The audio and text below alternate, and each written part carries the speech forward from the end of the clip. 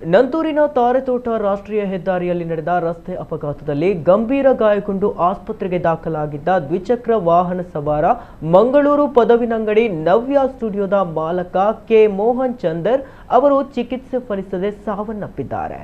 ಅತಿ ವೇಗದಲ್ಲಿ ಧಾವಿಸಿ ಬಂದಿದ್ದ ಬೈಕ್ ಸವಾರ ಧರ್ಮಸ್ಥಳ ಕಾರ್ಯತರ್ಕ ನಿವಾಸಿ ಗೋಪಾಲಕೃಷ್ಣ ವಾಹನವನ್ನ ಓವರ್ಟೇಕ್ ಮಾಡುವ ಭರದಲ್ಲಿ ಮೋಹನ್ ಚಂದರ್ ಅವರ ದ್ವಿಚಕ್ರ ವಾಹನಕ್ಕೆ ಡಿಕ್ಕಿ ಹೊಡೆಸಿ ಬಳಿಕ ಟಿಪ್ಪರ್ಗೆ ಡಿಕ್ಕಿಯಾಗಿ ಸ್ಥಳದಲ್ಲೇ ಸಾವನ್ನಪ್ಪಿದ್ದರು.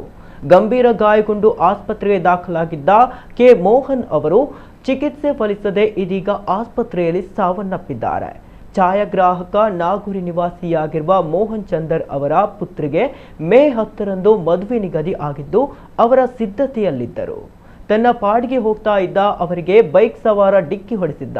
ಇನ್ನು ಅಪಘಾತದ ದೃಶ್ಯಗಳು ಗಂಗಾಧರ್ ಅಂಬ್ಲೆಮೊಗರು ಅವರ ಟೆಂಪೋ ವಾಹನದ ಡ್ಯಾಶ್ ಬೋರ್ಡ್ನ ಕ್ಯಾಮೆರಾದಲ್ಲಿ ಸೆರೆಯಾಗಿದ್ದವು. ಗಾಯಾಳು ಮೋಹನ್ ಅವರನ್ನ ಗಂಗಾಧರ್ ಅವರೇ ಆಸ್ಪತ್ರೆಗೆ ದಾಖಲಿಸಿದ್ದರು.